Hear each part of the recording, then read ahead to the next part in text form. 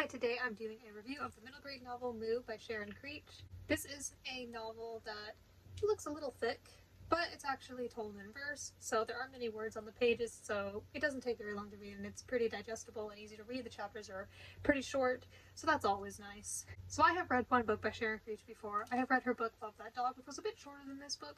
I read that about 3 years ago, and I don't remember much of it. I don't think it made much of a lasting impression on me, but I'm not going to go ahead and say it was bad. I don't know, I didn't have a rating for it. But this book, I liked a bit more, so I'll talk about it. This book being I think it's considered a poetry novel, that might be the correct term, was interesting to me because, like I said, they're easy to digest, they're easy to read quickly, and it's unique form of storytelling. But this one in particular, and not all the ones I've read have been like this one would sometimes have the words in a certain way to really convey the emotions or actions. Like sometimes they just be lines like this. And a lot of the times that's what it looked like. But sometimes to really convey the emotions or actions, it'd be written a little differently, and sometimes the words would be bigger or in different fonts. For the most part, it was pretty normal. It wasn't anything too crazy. There weren't really all these different fonts and things going on, but it was still unique, so I enjoyed that experience. However, while I have no problem with novels being written in verse, that may be part of the problem I had with this, at least a little bit, and I'll get more into that later. So anyway, this book is about a 12-year-old girl named Rena. Her parents, and her 7-year-old little brother Luke are moving from the city to Maine, and that is a completely different landscape for them. They are not used to that kind of environment, but they move there, and they talk about the move, and there's a bit of descriptions of what the place looks like, but it wasn't the most interesting or easy to understand for me. I think some of the language and words was just kind of complicated, and I feel like sometimes with the way that was written, it was kind of like run-on sentences, so it wasn't the most clear, easy thing to read. Anyway, they move there, and they have this old woman as a neighbor, and she has some animals, one of which being this cow named Zora. And as you can see, she's like one of the main focuses of this book, and it's what intrigued me. The cover is pretty simple, but it's straightforward, and I liked it. I was intrigued. I like cows. So this book is mostly just about Rena and Luke's journey with this old woman, connecting with her, learning about her, a lot of just doing things for her, and connecting with the cow.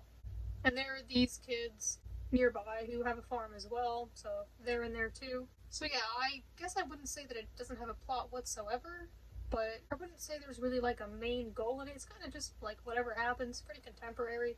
Just whatever they do, and then, they're interacting with the cow, and if you really like cows and farm life and things like that, you might like this. As it may sound like, there's kind of just not a whole lot going on in here. Kind of not a whole lot to say. I will say when it came to the characters, I mean some of them were kind of okay. The neighbor woman, she was interesting, but not very nice. And Rena was decent. She was good at standing up for her brother, and she seemed caring, so she didn't have no personality. It's not like there was nothing good or interesting about her, but like I said, there were those two kids who have the farm, and they just didn't have a lot to them. There didn't feel like much of connections between the characters unless they were already related. It wasn't super deep or emotional. It doesn't gotta be like a drama, but I just mean, I like it when characters can connect, and if they have a friendship, I want to know why they're friends, and they don't gotta have big dramatic moments. But there didn't feel like much of a connection between a lot of them. Not that there was zero at all between the characters. There was a little bit, but not much. It's possible that this author's writing style just isn't my favorite, but I thought that this book was better than Love That Dog. Sometimes in books it's less about someone's writing style and stuff, and more so just about the setting and the things that it entails. And in this case, I liked the barn and farm setting, and I liked the animals, particularly the cow. And there are some other cows in the book too, but Zora is the main cow. I felt like this book was kind of simple, not super deep, but there were some emotions. It wasn't absolutely emotionless. It didn't take me just a day to read. It took me a little while, but it is kind of a simple story, but there's a little more to it than that. I'd say there's some depth. After all, it is middle grade, so it's not super childish. I thought it was cute and sweet. I thought it was a decent, nice story. Although I will say my favorite character was the cow. And like I said, this is contemporary. The animals don't talk or anything. But yet, the cow was my favorite. But even so, I didn't absolutely love the cow. I was just yeah, she's nice. I guess I can respect if an author just doesn't have any more to say, and that's the story, then that's the story, rather than making it super long just to make a certain amount of pages or something. I do think that's nice, and if this is all the story has to offer, then that's fine. And there are messages and lessons in this book, so it's not all for nothing. They don't just walk around with the cow and then that's it. There's a little more to it than that. So it does ultimately have a purpose, and I did like the messages. I think that it's about being open-minded. But I will say a little more about the characters. The parents were not great, and I think the book got better later on, but yeah, they were not good. Like, they were kind of putting their kids in a situation. Now, sometimes, yeah, it gotta be uncomfortable to have growth, and that's fine. But it's like, you're sending your kids to visit this strange woman who they don't know, and she's like being really rude to them, and like your child is crying and really not wanting to go back, and you're like, just be nice. Like, I didn't like that, how it's basically just telling kids to just be nice and kind of just put up with whatever and be just for the sake of being respectful, because that's not good, and then you can get yourself in a bad situation.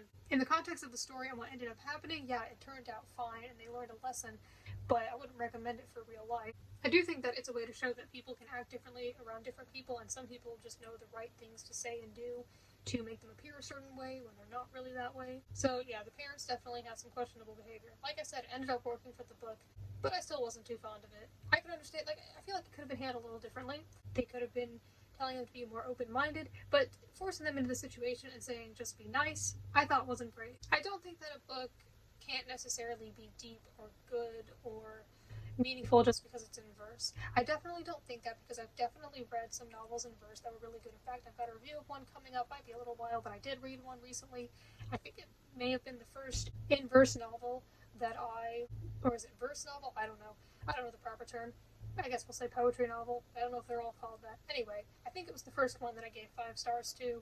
So that one was pretty good. That one definitely had more depth, and I feel like proper structure, and just seemed to be more like full sentences rather than just this, which, yeah, I guess was sentences, but it was just kind of like, I feel like, trying to word it, I feel like maybe in this book things just happened kind of faster without much substance to them, but not always.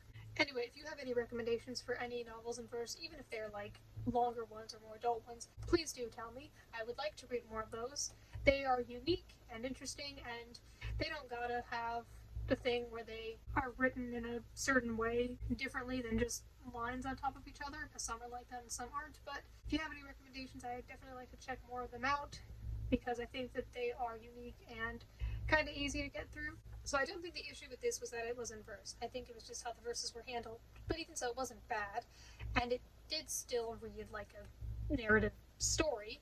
It just wasn't like super in detail, but it was when it came to describing the setting, which wasn't my favorite, but I get it. It's alright to describe the setting, especially when there's like a contrast and difference from where they used to live. It makes sense. But I guess it felt kind of more like just, we did this day, and some of the things were kind of just glossed over, and then some things were put in more detail. If you've read this book, I would like to know your thoughts. Maybe there were some things about it you didn't notice. Maybe there were some things that you liked or disliked more than I did. Ultimately, I gave this book 4 stars. It was pretty good. I was pleasantly surprised. I was reading it, and earlier I was like, I don't know, I feel like this is going to be a bit of a disappointment. I may not like this as much, but near the end, I liked it more. I liked the message. I liked that there was, a message to it. I liked that it was meaningful. Again, it doesn't have to be, but it's nice when it is. So I did end up liking it more, and I liked the ending more than I thought I would, but I didn't absolutely love it. I don't think it was absolutely amazing, but it was pretty alright. Like I said, I was pleasantly surprised by how things turned out in the book, so it was an okay reading experience. I certainly don't regret reading it. I think that's all I have to say about Moo. I don't plan on reading any more of this author's books in the future, but I'm not gonna just say that I'll never read her. If there's something interesting that comes out, I will read it if I'm interested enough, and I won't just be like, oh, I don't really like that author, because I don't feel that way. But I haven't absolutely loved her books so far. Anyway, thank you for watching my review of Moo.